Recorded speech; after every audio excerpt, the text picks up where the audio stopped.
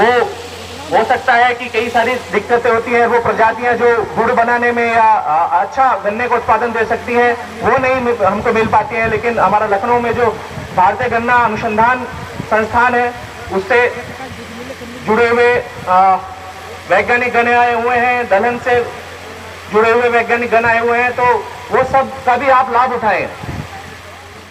जैसे अभी पशुपालन की चर्चा हुई है, खेतीबाड़ी की काफी चर्चा हुई है, इसको मैंने दोहे के रूप में कुछ बना रखा है कि जैसे जन जीवन खेती बिना संभव कहे न कोई, पशुपालन खेती बिना दुर्लभ जग में होए। पशुपालन में गाय का सबसे बड़ा महत्व, गोपालन में छिपा है मंगलकारी तत्व।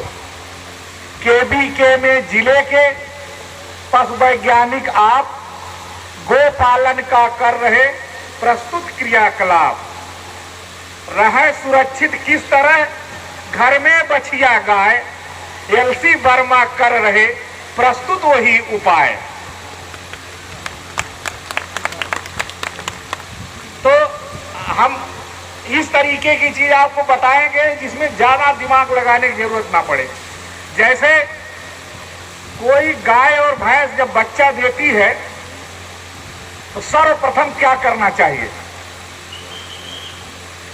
सर्वप्रथम उस बच्चे को उसका दूध पिलाना चाहिए, जिसे फेऊस कहा जाता है। यहां पे मैं जानता हूं फेऊस ही कहा जाता होगा, लेकिन आप जब लखनऊ से इधर बरेली, पंतनगर, नैनीताल की तरफ जाएंगे तो वहां इसे पीयूष कहा जाता है, क्योंकि हम बहुत दिनों तक उधर रहे हैं।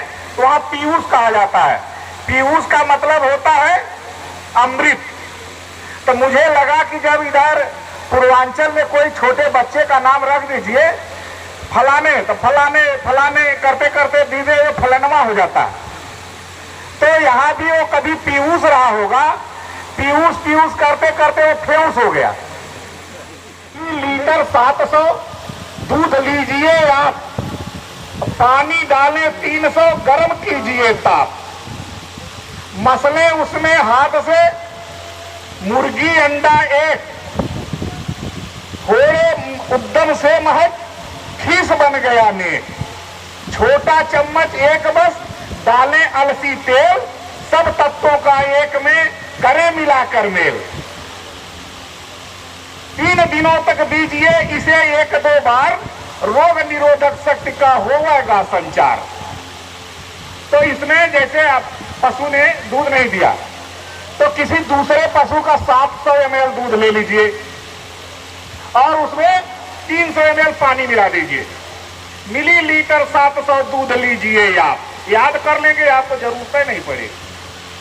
पानी डालें 300, गर्म कीजिए ताप, 300 ml पानी मिला करके जब 1 लीटर हो जाए तो उसको गर्म कर दीजिए। गर्म कर देंगे और इसके बाद छोटा चम्मच एक बस डालें अलसी तेल, सब तत्वों का एक में करें मिलाकर मेल। 1 चम्मच उसमें अलसी का तेल डाल दें, तीसी का, मसले उसमें हाथ से मुर्गी अंडा एक, थोड़े उद्यम से महज खीस बन गया ने। उसमें 1 मुर्गी का अंडा पहले उबाल लीजिए, उबालने के बाद उसमें मसल दीजिए, आपका कृत्रिम फेऊस बन गया ये।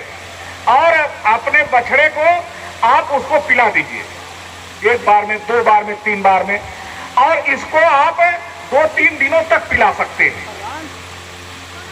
इसके बाद उसके अंदर रोग रोधक क्षमता उत्पन्न हो जाएगी, वो भी बीमार नहीं होगा। बनते हैं, पिज्जा बनते हैं और बहुत तमाम तरह की आजकल ये जो है नई नई चीजें आ रही हैं।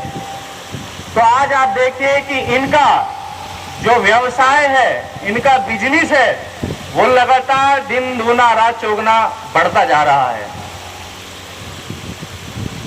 और ये कहीं ना कहीं डायरेक्ट रूप से, परोक्ष रूप से कृषि पे ही निर्भर है, आप लोगों पे निर्भर है। कैसे? आप अनाज पैदा करते हैं, उसी से ये मैगी, पास्ता, ये सब चीजें बनती हैं। अगर जो हमारा किसान, हम लोग अनाज पैदा नहीं करेंगे तो जितने भी biscuit, bread, pasta, macaroni, pizza ये बनाने वाली जितनी भी फैक्ट्रियां हैं, जितने भी व्यवसाय हैं, वो बंद हो जाएंगे।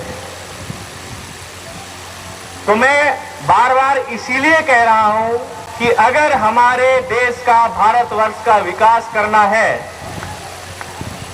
तो उसकी सीढ़ी कृषि से ही होके जाती है, कृषक से होके जाती है, आप लोगों से होके जाती है।